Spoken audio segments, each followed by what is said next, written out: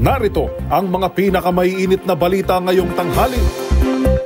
14 patay sa paghagupit ng bagyo at habagat. Bagyong Karina, lumabas na ng Philippine Area of Responsibility. Meralco, unti-unti nang ibinabalik ang supply ng kuryente sa mga binahang lugar. Mga opisyal ng DPWH at MMDA pagpapaliwanagin naman sa Senado sa matinding baha sa Metro Manila.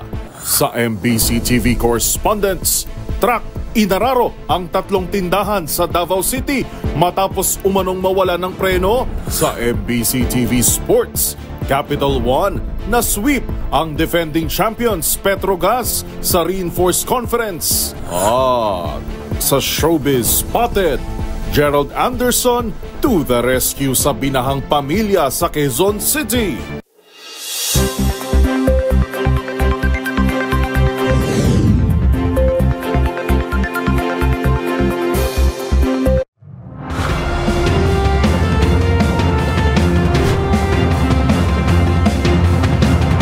Bawat balita, makabuluhan.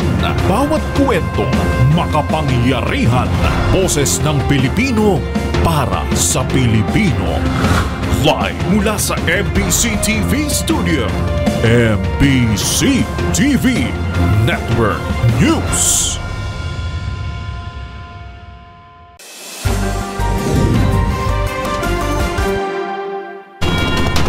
Pilipinas, una sa ating mga balita. Patay ang 14 na katao matapos ang pinagsamang hagupit ng hanging habagat na pinalakas ng Super Typhoon Karina at ng nagdaang bagyong Butchoy. Ayon sa ulat ng National Disaster Risk and Reduction Management Council, ilan lamang sila sa nasa higit 1 milyong individual na napinsala ng mga nagdaang sama ng panahon. Ang buong detalye ihahatid sa atin ni Edniel Parosa. Umabot na sa 14 ang bilang ng mga nasawi epekto ng pinagsamang hagupit ng mga bagyong Butchoy, Super Bagyong Karina at hanging habagat. Ayon sa NDRRMC, 8 sa mga nabanggit ay beripikado na, habang 6 naman ang bagong pasok na report na casualties kasunod ng pagbaha sa malaking bahagi ng Luzon nitong Hulyo 24. Bahagi ang mga ito ng higit 1.1 milyong kataong naapektuhan ng 3 sama ng panahon hanggang sa nabanggit na araw. Sa nasabing bilang, 51,728 ang nagsilikas sa mga evacuation center. Dito sa Marikina, makapal na putik ang tamambad sa mga residenteng inabot ng lampastaong baha sa mga barangay ng Tumana, Santo Niño, Barangka, maging sa Provinet Village. Yung mga equipment namin, maliban sa ibang hindi talaga mailabas. So yun lang ang naabutan ng baha. Yung mga importanteng dokumento lang yun. Pero sa ngayon, maglilinis kami rito. Mahigit 30,000 ang naitalang bakwit na LGU na mas malala pa sa iniwang apektado ng bagyong Ulysses, batay na rin sa ating panayam kay Mayor Margie Teodoro sa kasagsagan ng delubyo. Ang Ulysses, apat, 5 oras, matapos na pagulan. Pero ngayon, pangulan ay lagpas 8 oras na. Halos doble ng oras na meron sa Ulysses. Inatasan naman na umano ni Pangulong Bongbong Marcos ang iba pang LGU sa Metro Manila na umalalay sa Marikina, lalo't deklarado ang state of calamity sa buong Kamaynilaan. Para sa MBC TV Network News, ito si Edniel Parosa, una sa Pilipinas, una sa Pilipino.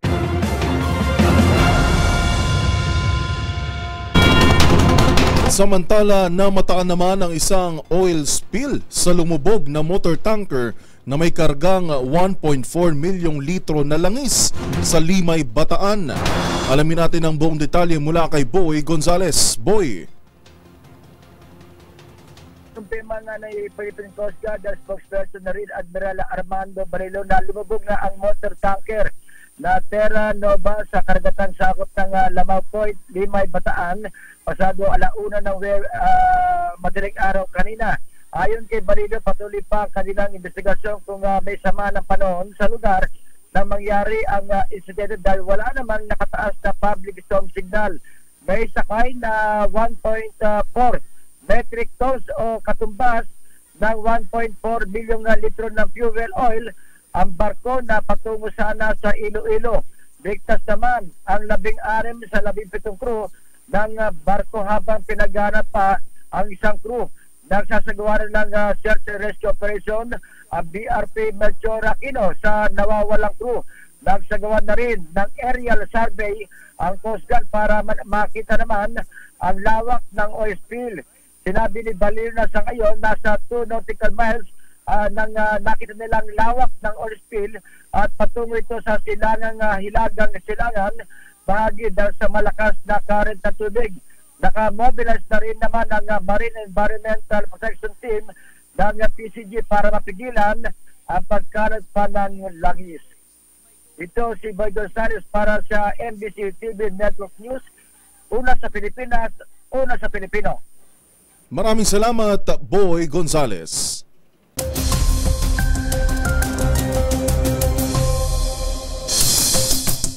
Opisyal nang nakalabas ng Philippine Area of Responsibility ang bagyong Karina as of 6:20 a.m. Kaninang umaga ay namataan na ang mata ng bagyo sa bahagi ng Taiwan at tuluyan na nga naglandfall sa naturang bansa. As of 11 a.m. naman, humina pa ito lalo at may kasalukuyang maximum sustained winds na lamang na 140 kilometers per hour at gustiness na aabot sa 215 kilometers per hour. Nakataas pa rin ang tropical cyclone wind signal sa bahagi ng Batanes kung saan may banta pa rin ng malalakas na hangin. Bagamat nasa labas na ng PAR, patuloy nitong hinahatak at pinalalakas ang southwest monsoon o hanging habagat na siyang patuloy na magdadala ng heavy to intense rains sa western section ng Luzon, partikular sa Ilocos Region, Zambales at Benguet ngayong araw. Ayon sa Pag-asa, inaasahang magpapatuloy ang malakas na mga pag-ulan sa iba pang bahagi ng western Luzon hanggang sa araw ng Biyernes.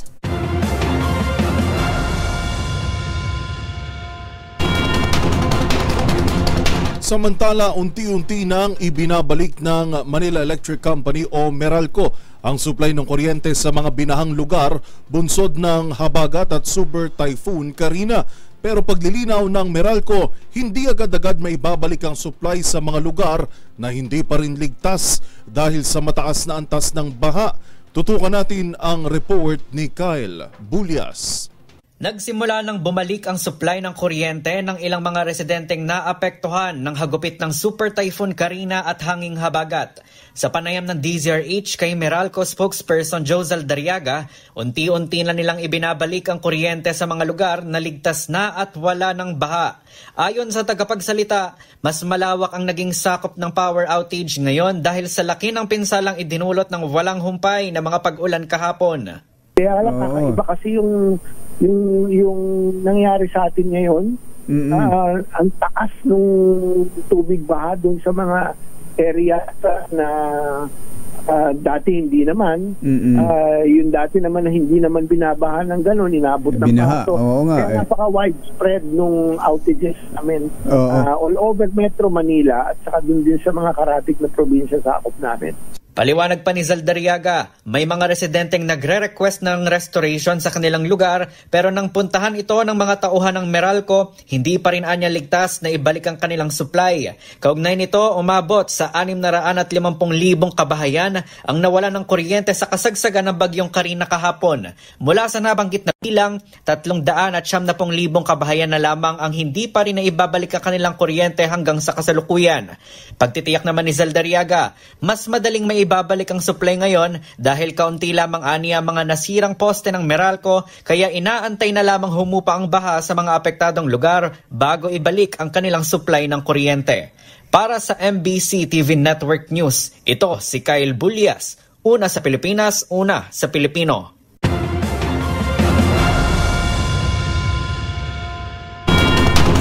Isang araw matapos ang malawakang pag-ulan sa Metro Manila, lubog pa rin sa baha ang ilang bahagi ng Valenzuela City. Ang kasalukuyang sitwasyon matapos ang pananalasa ng habagat sa Camanava area. Tutukan sa report ni Edwin Duque. Lubog pa rin sa bahang malawak na lugar sa Barangay Malanday, 20 Reales, sa lungsod ng Valenzuela, na umabot pa rin hanggang Baywang hanggang sa mga oras na ito. Stranded pa rin ang mga sasakyan sa kaba ng MacArthur Highway dahil pahirapan ang pagtawid maging ng mga malalaking sasakyan. Nag-iwan ng makapal na burak ang bahagi ng MacArthur Highway di kalayuan sa Tulian River na umapaw ang tubig kahapon dahil sa lakas ng ulan. Sinabayan pa kasi ng high tide, habagat at nagpapakawala ng tubig mula sa Ipudam. Sa Malabon naman, nasa hita pa rin ang lalim ng tubig sa bahagi ng Santulan, habang lampas binti naman sa Maysilo at Pangulo Malabon, ganun din sa Barangay Lungos Malabon. Maraming sinirang pader, mga kagamitan, maging ng mga sasakyan ang biglang pagbaha kahapon na umabot hanggang kagabi. Naging abala naman ngayon ang mga apektadong mamamayan sa maraming lugar sa Kamanaba sa paglilinis at pagsaayos ng nabasang mga kagamitan, at ang iba naman ay ginawa ng kalakal ang mga nasirang ari-arian na hindi na mapakinabangan. Para sa MBC TV Network News, ako si Edwin Duque, nagulat sa DZRH, una sa Pilipinas, una sa Pilipino.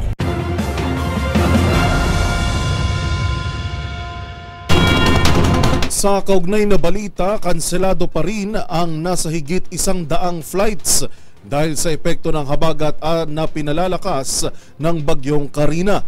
Ang pinakauling listahan ng mga kanseladong international at domestic flights, alamin sa report ni Sherwin Alfaro.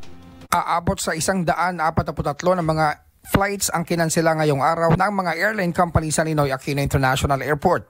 Ito'y matapos bahain rin ng runway at ang taxiway ng NAIA dahil sa malakas sa buhos ng ulan simula kahapon. Sa flight advisory ng Manila International Airport Authority kaninang umaga, kanselado ang mga sumusunod ng mga lipad ng eroplano dahil sa pananaig pa rin ng sama ng panahon epekto ng Typhoon Karina. Kabilang narito ang 32 international flights sa palipad o galing sa Taipei kung saan nananalasa ngayon ang bagyong Karina, gayon din ang mga lipad patungo o galing sa Guangzhou, Hong Kong, Despensar, Bangkok, Narita, Nagoya, Haneda, Singapore, Incheon at Dubai. Habang aabot naman sa 111 na mga bilang ng mga domestic flights ng Philippine Airlines at Cebu Pacific ang kinansela ang lipad ngayong araw. Ang naturang mga lipad ay biyaheng Basco, Tuguegarao, Davao, Kawayan, Cagayan, Legazpi, Iloilo, Bacolod, Cebu, Tagbilaran, Dumaguete, Puerto Princesa, Tacloban, Butuan, Zamboanga, Katiklan, Jensan, Dipolog, Lawag, Daraga, Rojas, Busuanga, Pagadian, San Jose, Naga, Siargao at Masbate. Inabusuhan ng MIAA ang mga pasahero na patuloy na makipag-ugnayan sa mga airline company o booking agent nila bago magtungo sa NAIA para malaman kung tuloy ang lipad ng kanilang biyahe. Samantala, nag-abiso rin ang AirAsia na maaaring voluntary na mag-reschedule ng kanilang lipad ang kanilang mga pasahero gamit ang app na AirAsia Move sa loob ng susunod na 30 araw mula sa orihinal nilang lipad simula kahapon, lalo na mga naapekto ng matinding pagbaha. Ito'y para maasikaso muna ng kanilang mga pasahero ang epektong dala ng bagyo sa kanilang mga personal na mga ari-arian. Ayon kay Steve Dailisan, tagapagsalita ng AirAsia, naintindihan ng AirAsia na maraming mga taga-NCR ang binaha at mas importanteng tugunan muna ang kanilang pangangailangan sa kaligtasan at ng kanilang pamilya bago ang kanilang lipad, dahilan para gawin na flexible ng AirAsia ang kanilang patakaran. Samantala, sa mga paliparang ino-operate ng Civil Aviation Authority of the Philippines, di pa rin magamit ang Plaridel Airport dahil sa baha sa apron at taxiway nito. Gayon din ang Sangli Airport na bagamat humupa na ang baha, ay kailangang isagawa ang clearing operations sa mga basurang naiwan sa runway nito dala ng baha. Para sa MBC Network News, Sherwin Bata Alfaro, una sa Pilipinas, una sa Pilipino.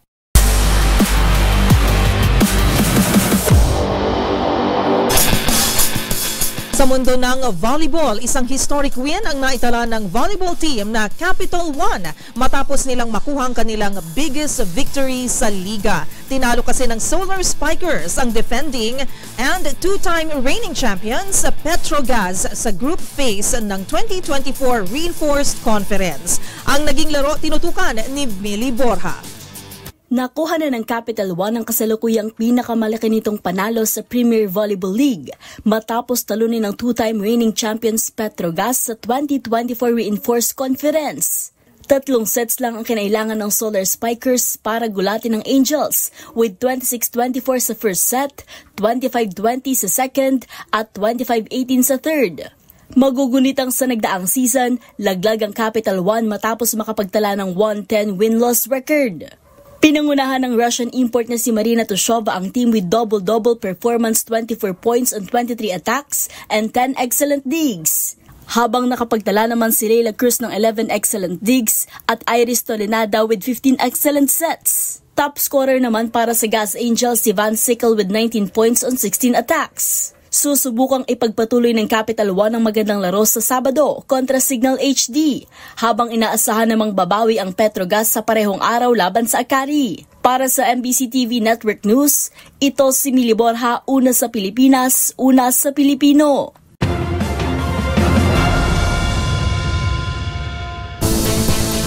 Narito ang mga balitang dapat ninyong abangan. Operasyon ng PTEX, balik normal na. Ilang mga pasahero nag-overnight sa terminal. Mga opisyal ng DPWH at MMDA pagpapaliwanagin sa Senado sa matinding baha sa Metro Manila.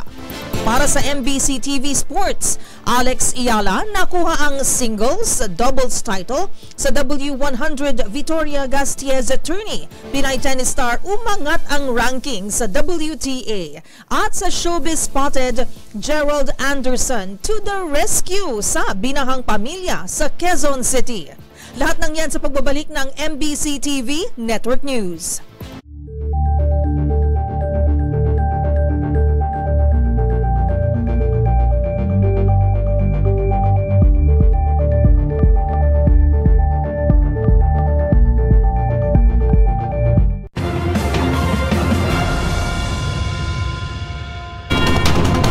I-inspeksyonin ng Department of Public Works and Highways o DPWH NCR ang structural integrity ng tulay na binangga ng barge sa Pasig City kahapon.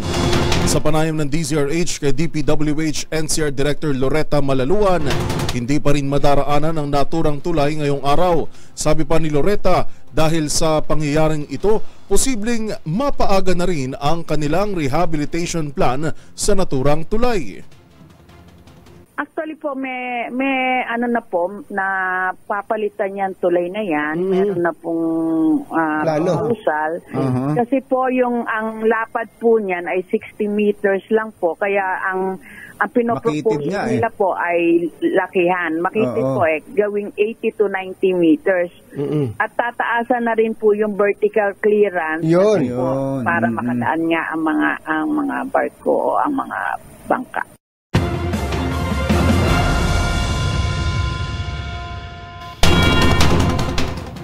Humihingi naman ng mas komprehensibong assessment reports si Pangulong Bongbong Marcos mula sa mga kaukulang ahensya ng pamahalaan kaugnay ng pananalasa ng pinalakas na habagat kahapon. Ayon sa Pangulo, makatutulong ito upang agad maikasa ang mas epesyenteng rescue at relief operations. Narito ang ulat ni Let Narciso. Muling pinangunahan ni Pangulong Ferdinand Marcos Jr. ang situation briefing kaugnay ng epekto ng Bagyong Karina at hanging habagat sa buong bansa. Humingi ng updates ang Pangulo sa kaukulang mga ahensya ng gobyerno sa sitwasyon sa mga lugar na apektado ng malawakang pagbaha. Inalam ni Pangulong Marcos ang sitwasyon sa ground at humingi ng mas detalyadong assessment. Ito'y para daw matukoy ang mga lugar na nasa rescue phase pa rin o nasa relief phase na para masulit ang resources. Ipinaliwanag nito na dapat madetermina kung saan dapat magpadala ng mga tao, assets, relief goods at financial assistance.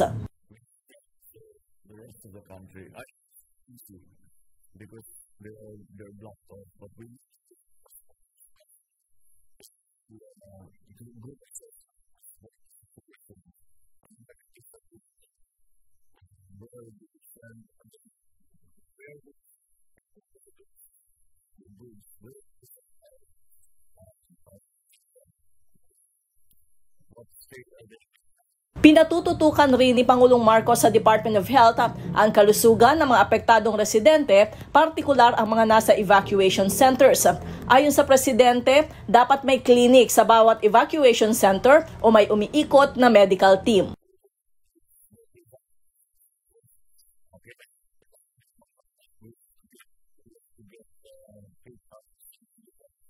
Yung mga BXW lang nila muna. SS lang sila.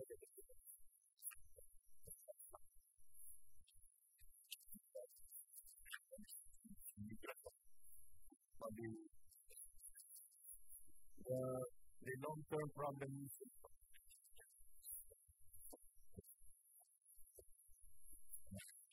Para sa MBC TV Network News, ito si Let Narciso, una sa Pilipinas, una sa Pilipino.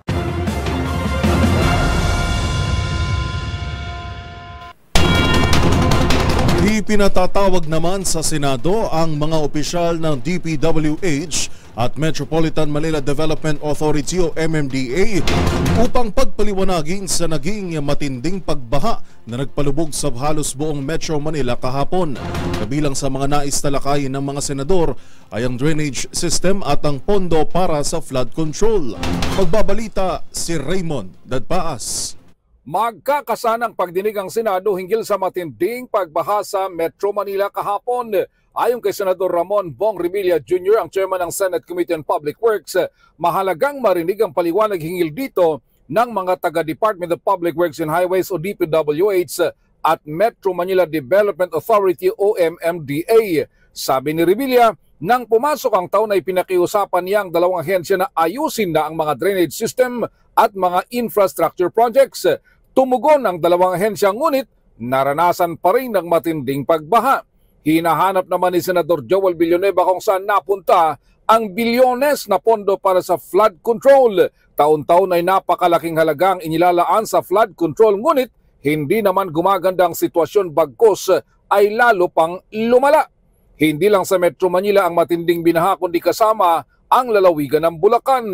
Sa nakitang mataas na baha sa gate ng Senado kahapon ay sa reclamation project sa Manila Bay itinuro ni na dating Senate President Juan Miguel Zubiri at Senador JB Ejercito. Bagamat sa report ng MMDA nagbara ang drainage sa area dahil sa dami ng mga basura. Ngunit nang ito ay nalinis ay agad ding humupa ang tubig baha. Matapos sumupa ang baha ay nagsimula ng mga senador na mamahagi ng tulong sa mga nasalanta. Si Senador Jingo Estrada ay namahagi sa San Juan sakay ng rubber boat. Si Senador Bongo ay tahimik na nagtungo sa mga evacuation center sa Maynila at nagpalugaw sa Philippine General Hospital. Si Senador Amy Marcos ay nagtungo din sa mga evacuation center sa Maynila at Quezon City. Pati si Senador Lito Lapid ay nangakong mamamahagi din sa mga nasalanta ng bagyong Karina at Habagat, habang si Senador Risa Ontiveros ay naghahanda din na may pamamahaging tulong katuwang ang kanilang partner agencies at mga non-government organizations o NGOs. Para sa MBC TV Network News, ito si Raymond Dadpaas, una sa Pilipinas, una sa Pilipino.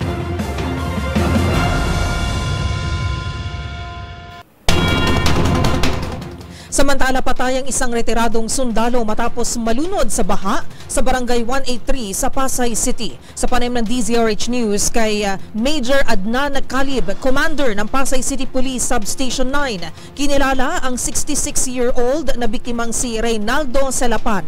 Ayon sa anak ng biktimang si Jayron, may isinasalba lang na gamit ang kanyang tatay sa kanilang basement pero hindi na raw ito nakabalik sa taas ng bahay at nang babain nila ay nakita nilang wala ng buhay ang dating sundalo. Posible anyang nadulas ang kanyang ama kaya nalunod ito sa hanggang tao ng baha sa kanilang basement.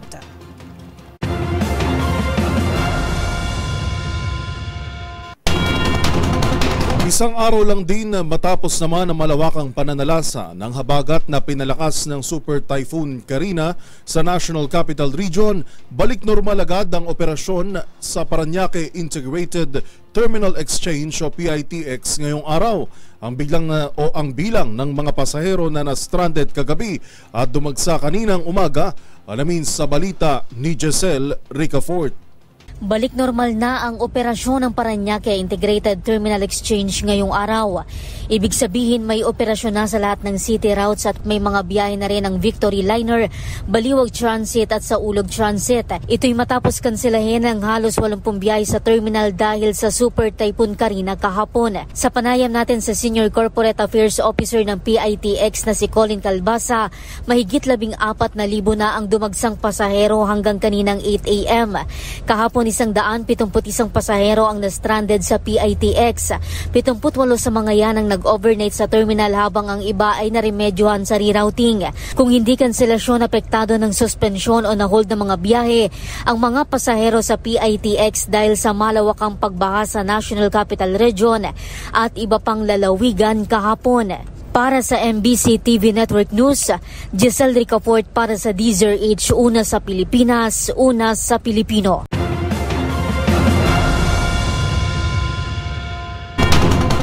Samantala, sinimulan na ng Kamara ang relief operations para sa mga sinalanta ng habagat na pinalakas ng bagyong Karina sa lungsod ng Marikina at iba pang napinsala sa National Capital Region. Kabilang na ang pamamahagi ng libo-libong food packs. Ang buong detalye ihahatid ni Milky Rigunan. Sinimula na ng Kamara ang pag-organisa ng relief operations para sa mga biktima ng baha dito sa Metro Manila, partikular sa Marikina City. Ayon kay House Deputy Secretary General Ponyong Gabonada, initial 20,000 food packs ang inihanda nila at iba pang mga tulong gamit ang pondo sa ilalim ng Disaster Relief Funds of the Speaker. Sabi ni Gabonada, ongoing ang delivery ng mga pagkain at iba pang mga relief packs hindi lamang sa Marikina City kundi sa iba pang mga binahang lugar sa Metro Manila. Una rito ipinag-utos na ni House Speaker Martin Romualdez ang pag-convene sa susunod na linggo, July 31, ng House Committee on Metro Manila Development o CMMD na pinamumunuan ni Congressman Roland Valeriano para i-assess ang epekto ng baha sa marami mga lugar sa Kalakhang, Maynila. Si Valeriano ay naipag-ugnayan na sa Metro Manila Development Authority para sa assessment ng baha at matugunan ng problema sa kabila ng mga pinatutupad na flood control projects hindi lamang ng gobyerno kundi mga local government units. Sa ipatatawag na meeting ng Kamara sa susunod na linggo, imbitado ang mga opisyal ng iba't ibang mga local government units, MMDA, Pag-asa, NDRMC at mga naghahakot ng mga basura na nakontrata ng mga LGU. Para sa MBC TV Network News, ako si Milky Rigunan, una sa Pilipinas, una sa Pilipino.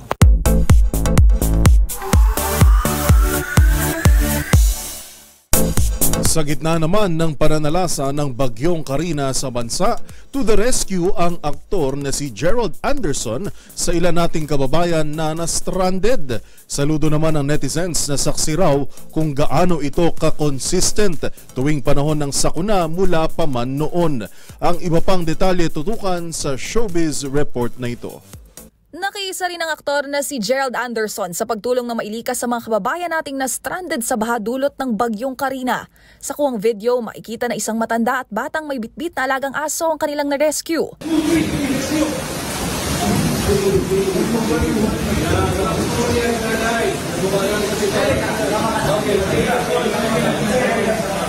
Sinaklolohan din ng aktor ang isa pang pamilya sa Barangay Santo Domingo, Quezon City. Halika. Hawak ka sa akin. Ready? Hawak.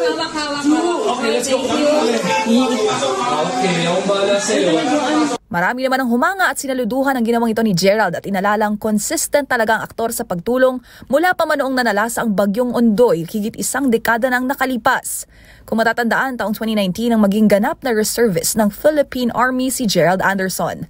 Samantala, nagpaalala naman ang aktres na si Ann Curtis na huwag pabayaang nakatali o nakakulong ang mga alagang hayop oras na bumaha sa tinitirahang lugar.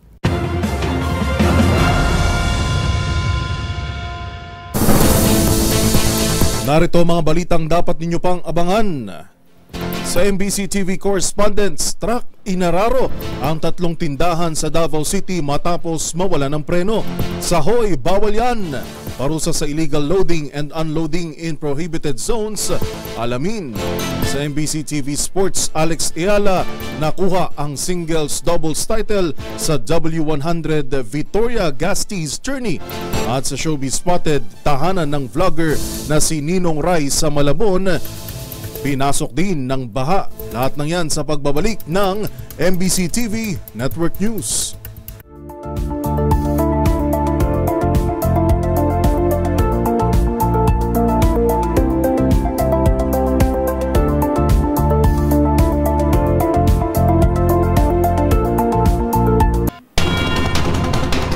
Hinimok ni Pangulong Bongbong Marcos ang MMDA at DPWH na humanap ng paunang solusyon para sa nasirang navigational gate sa Malabon at Navotas City na siyang naging dahilan sa halos pagkalubog ng 2 lungsod. Ang buong pahayag ng Pangulo tutukan sa report ni Angelica Cosme. Hinimok ni Pangulong Bongbong Marcos na humanap muna ng paunang remedyo ang Metropolitan Manila Development Authority at Department of Public Works and Highways ukol sa nasirang navigational gate na nabangga ng bangka sa pananalasa ng bagyong Karina. Sa situation briefing kanina sa Malacanang, sinabi ni MMDA Acting Chairman Attorney Romando Artes na isang buwang isa sa ilalim sa repair ang gate. Dahil dito mananatili anyang nakabukas ang floodgate na magdudulot ng tuloy-tuloy na pagpasok ng tubig at pagbaha maski walang bagyo sa 5 barangay sa Malabon at 3 barangay sa Navotas. Humingi naman ang Pangulo ng maaring tugon dito mula sa DPWH at MMDA bilang emergency measure. Ayon kay PBBM, mahalaga sa ngayon na mabawasan muna ang tubig mula sa pagbaha sa mga nabanggit na lugar upang hindi na makadagdag pa rito ang isasagawang repair.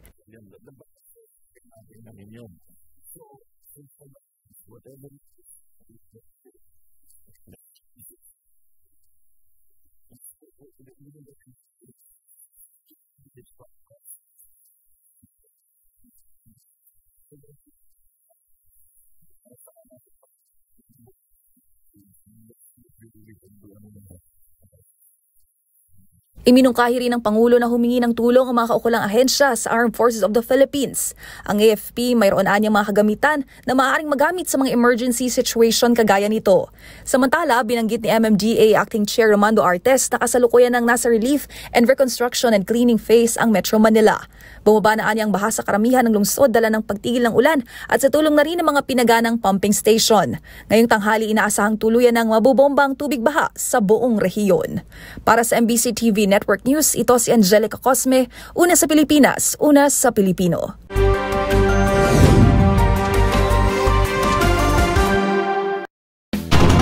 Inararo ng isang truck ang 3 tindahan sa Davao City matapos itong mawalan umano ng preno. Yan at ang iba pang mga rumarapidong balita mula sa probinsya, hatid ng iba't ibang istasyon sa ilalim ng MBC Media Group.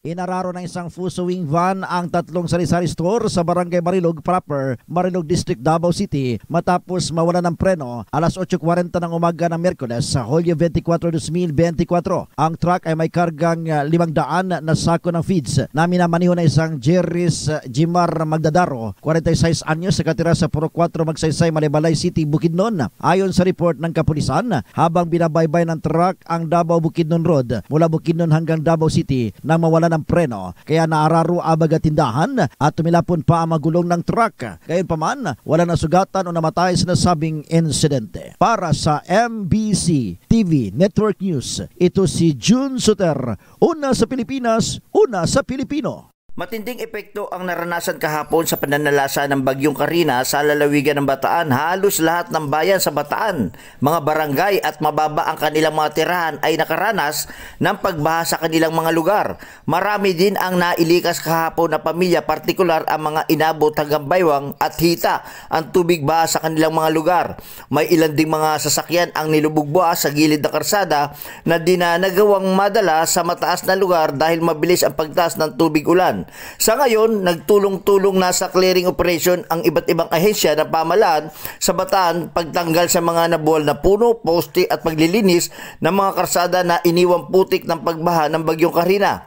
Sa mga sandaling ito, nagbalik naman na ang power sa mga bayan na napektuhan ng malawakang brownout kahapon hanggang kagabi. Dahil 5 poste ang napaulat, ang nasira ayon sa pamunuan ng Peninsula Electric Cooperative, Pinelco. Samantalang sa datos ng PDRRMO, ang mga na-rescue na daang pamilya at individual kasalukuyang nasa 13 iba't ibang lugar ng evacuation center sa Bataan ay binigyan sila ng libreng mga pagkain ng LGU sa kanilang mga lugar. Para sa MBC TV Network News, ito si RH37 Danny Kumilang, una sa Pilipinas, una sa Pilipino. Hindi na umabot ng buhay sa paggamutan ng isang 41 anyos kinilalang si Julius Palara, residente ng Barangay Banawang, Calasiao, matapos itong magtamo ng malubhang sugat sa ulo nang bumangga ito sa poste ng kuryente. Sa ulat ni OIC Chief of Police Lieutenant Colonel Ferdinand Lopez, sakay ng bisikleta ang biktima at habang binabagtas ang municipal road sa kanilang barangay, bigla siyang nahabol ng aso. Sa takot nito, mas naging mabilis ang pagpadyak pero mas naging mabilis din ang paghabol sa kanya ng aso. Sa Katitingin ni Julius sa asong humahabol sa kanya, hindi niya napansin na babangga na siya sa isang poste ng kuryente. At dahil sa matinding impact, nagtamuton ng sugat sa ulo at katawan na sanhi ng kanyang agad na pagkamatay. Dahil sa aksidente, pahihigpitin ng barangay council ang pagpapatupad nila ng ordinansa na aso mo, itali mo upang maiwasan ang disgrasya sa daan.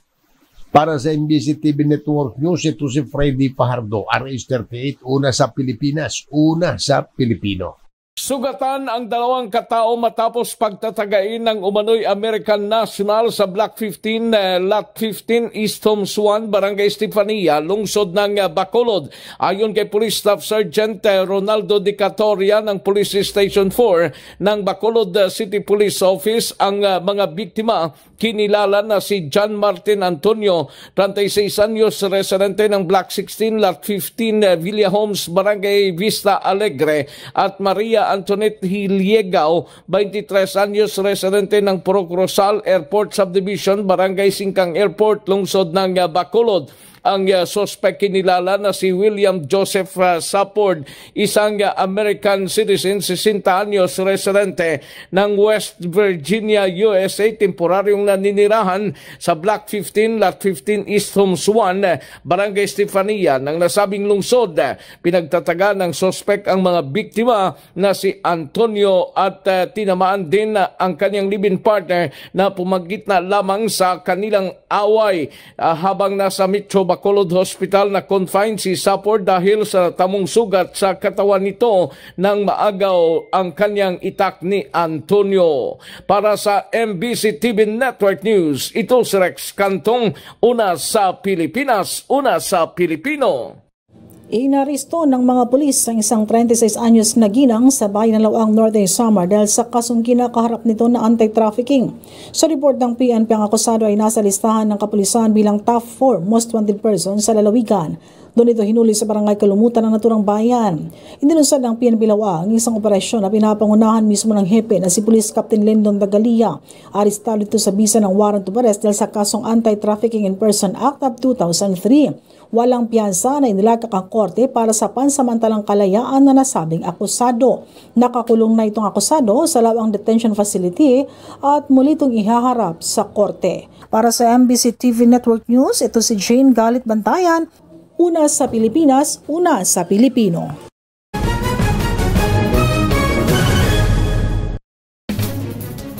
Hindi porket bakante ang kalsada at mayroong mga pumapara na pasahero ay maaari na itong agad isakay ng bumabiyaheng sasakyan, lalo na kung ang lugar na ito ay hindi angkop na pagbabaan o pagsakyan. Ano ba ang maaaring parusa sa mga ito? Alamin sa report na ito.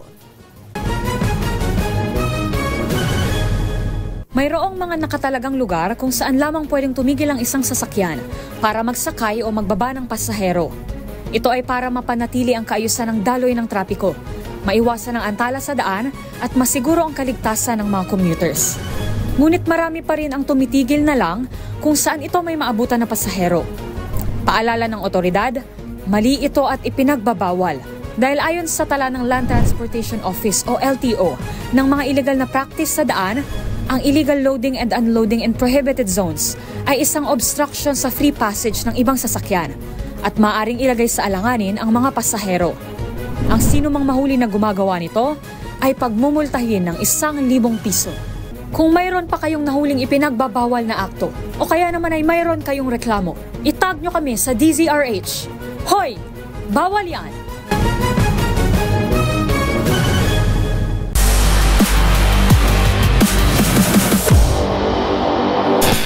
Sa mundo naman ng tennis, patuloy na gumagawa ng ingay ang Pinay tennis star na si Alex Ihala matapos nitong makuha ang titulo sa singles at doubles ng Women's 100 Victoria Gasteiz Tournament. Dahil sa malaking panalong ito, muling umangat ang pwesto ni Ihala sa Women's Tennis Association World Rankings.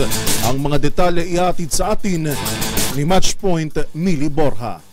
Gumawa ng kasaysayan sa kanyang karera ang Pinay tennis star na si Alex Ihala matapos nitong magwagi sa singles at doubles ng ITF Women's 100 Victoria Gasteiz Tournament na ginanap sa Spain. Nakuha ng 19-year-old tennis star ang ikalima nitong singles title matapos talunin ng pambato mula Andorra na si Victoria Cancisteva sa women's finals. Habang nakuha rin ng Filipina ace ang kanyang ikatlong doubles title sa parehong kompetisyon matapos namang talunin ang mga pambato mula Latvia. Kasama ang kapartner nito na si Estelle Casino mula France. Dahil dito, patuloy ang pag-angat ni Ayala sa Women's Tennis Association World Rankings. Mula sa ika-155 na pwesto, umakyat ito sa 12 places upang makatungtong sa rank 143. At yun ang mga latest updates sa mundo ng sports. Para sa MBC TV Network News, ito si Mili Borja, una sa Pilipinas, una sa Pilipino.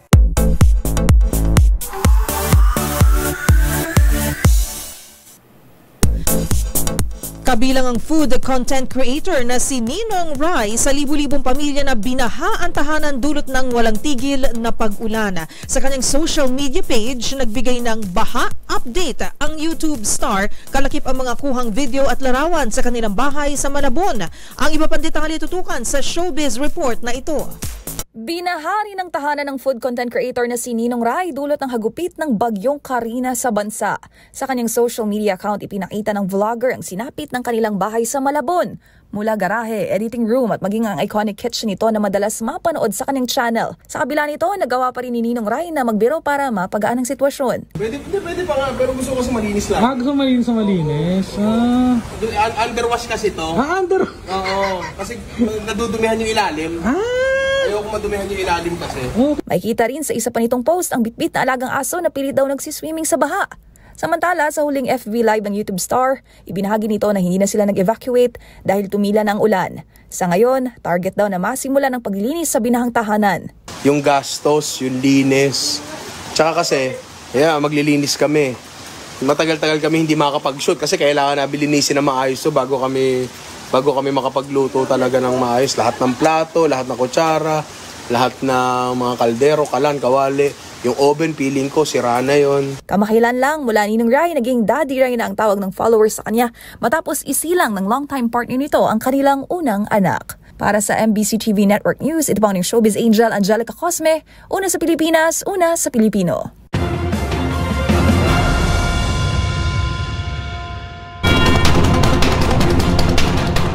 At yan po ang mga nakalap naming balita ngayong medyo araw ng Huwebes. Ito po si Yuel Reyes. At ako naman po si Miss Karen Oyong. Magkita-kita tayong muli bukas, araw naman po ng Biyernes para sa mga balitang makabuluhan, mga kwentong makapangyarihan. Hatid ang boses ng Pilipino para sa Pilipino.